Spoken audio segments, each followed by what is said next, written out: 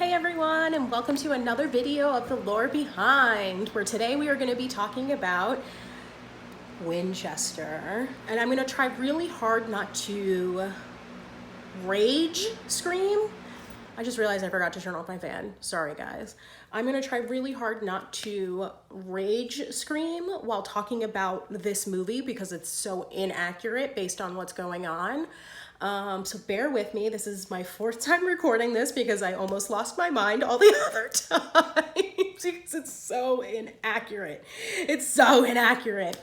So where do I start? So get your crystals, get your holy water, because there's some aspects of this lore that are actually true. Not much, but there's some aspects of this lore that are actually true. A lot of the lore really came about from a man named Brown, and unfortunately nosy neighbors of Miss Winchester, but we will get into that. So get your crystals, get some holy water. Some of it is true, and some of it should definitely open your eyes to it. So when we talk about the movie Winchester, outside of how inaccurate the movie is, there's a few other things that are important to talk about. Helen Mirren, amazing actress. I couldn't picture anybody else playing Sarah Winchester. Phenomenal actress, and she played the role very, very well. She played it from a sane point of view and a very logical one. So it's very important that she was seeing Sarah Winchester in that dynamic, and I do think that Helen Mirren did a really great job with it. So let's talk about the movie before I start talking about the lore. The movie Winchester is about Sarah Winchester. The movie starts basically with her being in her house, and they're showing like these architecture people, or technically they're carpenters, building around the clock to make her house, to add different styles to it, to keep adding different rooms and so forth, closing off buildings, knocking things down. So we really open up with something like that. The movie also shows that she has a family member, I believe it is a niece that lives with her in the movie, and she has a child named Henry, which we won't get too far into because that not only did that not happen, okay, I'm about to start rage screaming, so I'm going to try really hard not to do that. So she has a niece living with her. We see, and the niece has a son. So we see throughout the movie, there's a number of things that happen with the niece's son. His name is Henry. Henry is the redheaded kid with the light color eyes. And so while we are seeing in this movie, Henry is kind of walking to the stairs that lead to nowhere. And he has a bag over his head, and then the niece pulls the bag over his head, and his eyes are white or whatever, and he's like saying all these crazy things. Anyway, so that happens, which is important for the end of the movie, and once we find out what's actually going on with why he has the bag over his head. So that happens. Then we kind of get this other scene where Dr. Crane, I believe is his name, is asked by the Winchester Repeating Arms Company to come and do an assessment, a psychological assessment on Sarah Winchester to try to basically get her out of the company, which also didn't happen, but we'll get into that later.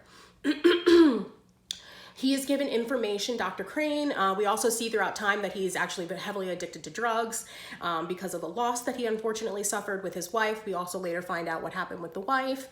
And he finally gets to Sarah Winchester's house. He meets the niece. He also meets another servant that she has working for him, and he doesn't really talk to him and kind of says weird things to him. But anyway, there's scenes where Helen Mirren, the niece, and the man who plays Dr. Crane, they're all sitting down for dinner, and basically, you know, the niece is nothing but loyal to Sarah, which is still very true within the lore of Sarah Winchester.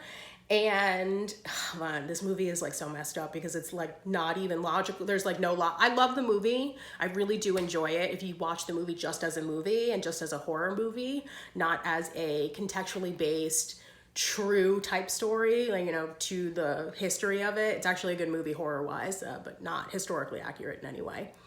So anyway, the niece is like fiercely loyal to Sarah and basically like telling Dr. Crane like nothing is wrong with her, there's something wrong with you. Sarah was the one who actually picked you to come here to make the assessment on her and things of that nature. And Sarah's like basically tells him at one point, like, you gotta, dry yourself out. You are heavily addicted to drugs and you're heavily addicted to alcohol, and I can't have you in my house if you are constantly drugged out and things of that nature. She's like, you need to really see what's going on in this house so you can make your assessment, and the only way for you to be able to do that is if you're off drugs and off alcohol. And he was taking poison, by the way, but we don't have to get too far into that. He's taking like little drops of poison. So we fast forward in the movie where we see construction on the house, and there's a lot of pieces that are, you can tell that the creator of this movie intentionally did it this way because there was pieces within the lore that really fit into it. The stained glass window that she had in her living room, or her parlor room, I think they refer to it as, or whatever it is, was a certain type of stained glass that had a very particular saying on it. So that's really good from that aspect. There's other aspects with like the stairs because she has arthritis, so that was very factual within the movie. So you see these things kind of throughout the time of the movie.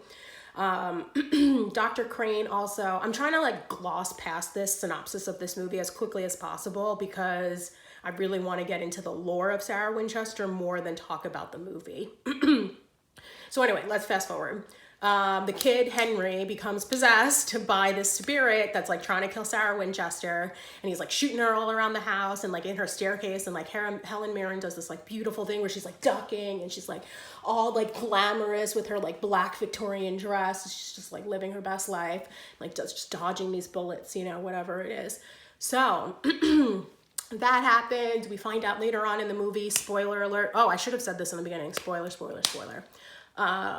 We find out later on in the movie that Dr. Crane's wife actually shot him, and she shot herself, and that's how she died. We also find, just like all these little things, and that the Henry is being possessed by a ghost whose whole family died from the Winchester rifles. So that's why the ghost was there. There's scenes at the end of the movie where the house is shaking and she like walks out of the house, no sweat. Which is not the truth of actually what happened during that time span. And she's like, okay, whatever it is, I'm going to keep building. And they put some stuff at the end of the movie, basically saying, I know I'm glossing past this. This movie is like really not historically accurate. So, and they put some stuff at the end of the movie where it's like, she continued to build her house 24 hours a day, 7 days a week, whatever it was. So that's a very, very short synopsis of the movie. I know I glazed past it because honestly, there's very little to no historical accuracy within the movie. So now we are going to talk about Sarah Winchester. Sarah Winchester was married to a man named William Winchester. His father was a man named Oliver Winchester. Oliver Winchester was the owner of the Winchester Repeating Arms manufacturing company. They originally Sarah and William actually grew up together in Connecticut, so they knew each other. They were a few years apart from each other, so that's how, and they were in the same circles of wealth. So William Winchester's father, the owner of the company, they actually made money originally selling clothing for the military and clothing for the average person. And then the father eventually bought a rifle company from Mr. Smith and Mr. Weston. Yes, they went bankrupt trying to start a very particular arms company, but they went bankrupt. So William's father went in and just swooped it up, and he ended up creating, one of his people that worked under him ended up creating the Winchester repeating rifle. I believe they referred to it as Henry. I could be wrong. So anyway, that family originally made its money making clothes, and then they went into arms. So after these guns were created by this family, the father sells these guns to everybody in the world. He sells it in Europe, he sells it in Africa, he sells it to the United States after a period of time because the United States didn't see a reason for having these guns. Even the most trained, what they originally had was a non-repeating firearm. So it would be someone getting gunpowder, putting it down the tube of it, stuffing it, and so forth and so forth and so forth. Whereas the repeating arm is that the soldier was able to get shots off very, very quickly. So that's what made the technology so much better. And there was nothing like it at the time. So they actually secured the patent on it also. So they make their money doing that. He starts selling it all over the place. And this is why I think that this happens in the movie, because it happens to the father. while he's in Europe selling guns, somebody in the company completely changes the name of the company and then re-trademarks it and re-licenses it because he tries to steal the company from the father. Anyway, the father comes back. Who knows what happens to this person, because I can't find anything within the lore of what happens to this guy. And the father is able to come back and take over his company. William and Sarah end up getting together, falling in love, and they describe William's stature as someone who is like 5'9", very, very red hair, which is why I also think that the son, Henry, in the movie has the red hair, because he's stereotypical of what William actually looked like within the actual lore of Sarah Winchester. So I think that's why Henry looks the way he looks. Also because the gun is named Henry, that they created. So they meet, they fall in love, the family gets into the arms business, Sarah and William get married, they have a daughter named Annie, and unfortunately within the first month of their child being alive, she develops or was born with a disability where the proteins in her body wouldn't absorb properly, so she ended up dying of starvation. There's a lot of lore that kind of goes back and forth with it. People say that Sarah was, and the family was had beyond the means to be able to get a doctor, and there was nothing that they could do to cure it. After Annie dies, Sarah Winchester's mother dies, then William's father dies, the owner of the company, and then William ends up becoming the owner of the company. And after 4 months, William dies himself. So Sarah, within a very short time span, had her own daughter die, her mother, her husband's father, and her husband. They all died, which then made her the sole heir of the Winchester Repeating Arms company. So at this time, and she also came into, during this time span, $20 million. She got money from her mom passing away and from Henry passing away. Not Henry, William passing away. So she was very wealthy. And what that equates to now is over $500 million. I think the actual estimate was like $560 million. So here is kind of where we go into the rumors and ghost stories that are associated with Sarah Winchester. So during this time period, after all these deaths, there is lore that she went and spoke with a psychic in Boston, I believe, named Adam Kurtz, or Kutz, something like that. And later people could never find him. He actually never existed, allegedly, right? Nobody could find him. And this particular psychic, because spiritualism was really a big thing during this time period, in the very late 1800s, very early 1900s, it was very, very big within it. So she sees this guy, and the guy's like, you have a curse on you for being Sarah Winchester. And, the only way you're going to get this curse off of you is if you move out west, and, you have to start building a crazy house to get these spirits, lock them up or whatever. You have to move as far away from the spirits as you possibly can. Anyway, terrible advice, by the way, but that's neither here nor there. Also, they could never find the psychic after, but again, that's neither here nor there.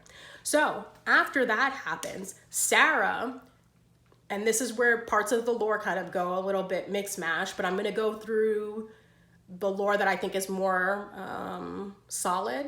So Sarah and her 2 sisters leave Connecticut and Boston, that Boston, Connecticut area. They leave it and they move west. They move to California. And Sarah says with the intention, especially because now she has so much money, says with the intention to her sisters that she is going to start building a house for all of them to live in. While she's building this house, she has her sisters staying in other places. She also builds them separate houses, that way they can have it. The sisters never eventually move in, but she does have a lot of family that comes to visit her on a regular basis. Now, Sarah she's also sometimes referred to as Sally because there was a few Sarahs within her family and William's family. So sometimes she's referred to as Sally. So just a heads up on that, but we're going to continue calling her Sarah. Sorry, I have like a little bit of a cough today. So after that, she moves with her sisters. She does all of that stuff. She builds them separate houses. That way they can have somewhere to live. And she is known to have a little bit of architecture experience as well. And the reason why I say this is because her and William built their little mansions that they had within Connecticut. So because she loved this, instead of hiring architects to build her house that she wanted in California, she decided to make the house herself. And she only hired carpenters to actually be able to go through with the process of making the house. So that's one thing. Which unfortunately, she also, I should probably go back. She also bought a small farmhouse that I believe was like eight rooms, which was very small. And she ended up creating her house to have over 160 rooms and like a bunch of bathrooms, which is like kind of a lot to clean. But anyway, so she starts rebuilding, remodeling, and she ends up having like over 100 acres. I can't remember exactly how many acres she had, but she ends up having over 100 acres and she's just building her house. So here is where the lore gets also very tricky. Because Sarah Winchester really kept to herself, the neighbors, housewives specifically, all started gossiping amongst each other, saying that because she is cursed, she's building all of these houses in a haphazardly way because she's crazy, and that she's not illiterate, she's crazy, she's insane, she's all of these adjectives that you throw towards a woman of wealth who doesn't communicate with other people. And Sarah really could have been doing anything. She was so wealthy that she could have just lived her life in Europe, like just doing whatever she wanted. But she chose to come back, and she also chose to stay with the arms company that her family had. And she kept making the houses. Also, because of the gossip, and it seemed like a lot of people were constantly at Sarah Winchester's house building things, people were talking about it constantly, but it's not actually factually true. Sarah Winchester actually had a lot of these carpenters working because it was very difficult. She felt that it was very difficult for people to find jobs, so she wanted to keep people on. People were not working 24 hours a day, 7 days a week. There was months where people weren't actually working on the house. So that piece of information is inaccurate. People weren't working 24 hours a day, 7 days a week. That's not accurate. Sarah was not that type of person. She really tried. And there's also a lot of lore of her giving back. Like she gave a hospital like $1.7 million at that time to create a tuberculosis ward. And a lot of her more generous giveaways or gifts that she gave to people was always done anonymously, but everybody knew that it was her. There's also lore that she allegedly was making $1,000 a day, so she was just like really wealthy with all of her investments and things like that, which I think is like really cool. So what happens after this? So Sarah, to get back to what I was talking about, I know I kind of divulged a little bit in this. So Sarah starts building her house based on allegedly, right, this information. We also see that this style of house is called like pattern college or something, or collage house, collage Victorian. There's a term that the house got that other houses started being built the exact same way, which is very interesting. So she did start a trend of how houses were being built during this time span. There is lore that goes that she built her house 7 stories, but most of the lore that I found is that she built a tower on the property that was 7 stories, not the actual house. The actual house, I believe, was 4 stories, and the tower was 7. So just an FYI with that. She did have some pieces of the house that led nowhere. Also, I think part of the reason why people thought that the house was like super haunted is that Sarah Winchester was very, very short. She was under 5 feet tall. So the house is like, very low walls, short places to reach. Oh, also, she was like one of the only people during this time period that had basically like electric lights running through their house. She also had all these like, water filtration systems. She was really way ahead of the time, which I think also shows to her sanity within what was going on during this time span. But she had all these things in her house, which is like way ahead of its time. And she was constantly building because she enjoyed it, not just because of the ghosts that she felt were around, but because she enjoyed it. So she's building all of these things, and it turns out that this project takes like 20 years. And during this time span, she would knock things down, build things back up, and it was based on the way she visually saw it from an architecture standpoint. Sometimes things didn't work and she would say, hey, you know what, close off this room. I don't want to look at it anymore and we're going to go back to it another day. And sometimes they just wouldn't do that. So that's where part of that particular lore comes from. And what ends up happening. So Sarah, so she's building her house and she's like, you know, continuously building it loosely. And I'm using that term loosely. She's continuously building it. And then the San Francisco earthquake happens in 1906 and that tears down parts of her house. So she is so frustrated by all of her hard work kind of going down the drain that she tells these carpenters, make this house livable. I no longer want to live here, but make this house livable and safe. She also got trapped in the house and it took the carpenters one full day to find her and get her out of the house, which is like really wild. Imagine being trapped under rubble for that long. And she was so done with it. She was like, close whatever rooms you need to close off. I'm done with this. Like, I'm not living here anymore. This is too much work, whatever it was. During that time span, she was also building boat houses, and they referred to it as an ark. And then she ended up living in the ark that she created along with her other sisters' houses and things like that, because she was taking care of her family and they were just like, come stay with us. But she didn't stop building, but she stopped building her house after the earthquake.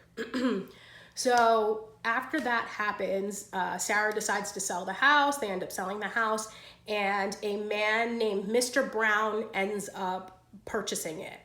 And Mr. Brown's specialty is roller coasters and attractions. I'm sure you guys can see where I'm going with this. So Mr. Brown goes into her house and starts changing things. He starts adding arms to chandeliers. He starts adding hooks places. And Sarah Winchester was so wealthy that if she wanted that stuff created in her house, she would have done it. She would have commissioned a 13-arm chandelier. She would have commissioned all of these things. So, and like what also bothers me now is like people allude to like, if you go to the house now, they're like, oh, we'll just never know what Sarah wanted. It's like, no, you do know what Sarah wanted. She would have created this. She wasn't obsessed with the number 13 as people like to believe, or as the rumors are being told. That was created by the person who owned the house after her. And the rumors that were going around with the neighborhood. So this man ends up changing a lot of aspects within the house. He closes off additional rooms using 13 nails, using 13 hooks. That's where that particular number came from. What else happens? So she sells the house, whatever. She ends up dying, and that's how whatever, right? And so this guy basically creates this house to be a tourist attraction. He wants to make money off of it. He hears the rumors and the speculations that are going on within the neighborhood. And he's like, how do I make money off of this? Because that's his job. That's what he did with roller coasters and amusement parks. So he always wanted to be able to create money for it. Now, the people that own it are actually still the family members of the Browns, just an FYI. So it stayed within the family, just like the Winchester Repeating Arms Company. So just an FYI. But a lot of the lore that I find is so inaccurate is like, you read lore that says like Sarah was crazy, that she was like obsessed with spirits, that she was obsessed with all these things. And while she did have not an obsession, I think within that time span, spiritualism was one of the most prominent things that people had. So many people were dying from the war and things like that. So people really wanted to be able to connect with them. Spiritualism was a thing back then. It wasn't just Sarah Winchester that was obsessed with it. She wasn't obsessed with the number 13. She got trapped in her house in 1906 during that earthquake. And she did have writing on her stuff. And she did have kids die. And also, by the way, this is an important piece of information. Sarah Winchester did have a room that had a safe in it, which is also seen in the movie. And the only thing that was in the safe was a piece of her daughter's hair. You also see that in the movie as well, that she's kissing her daughter's hair. Which I think is interesting that they decided to keep that aspect there.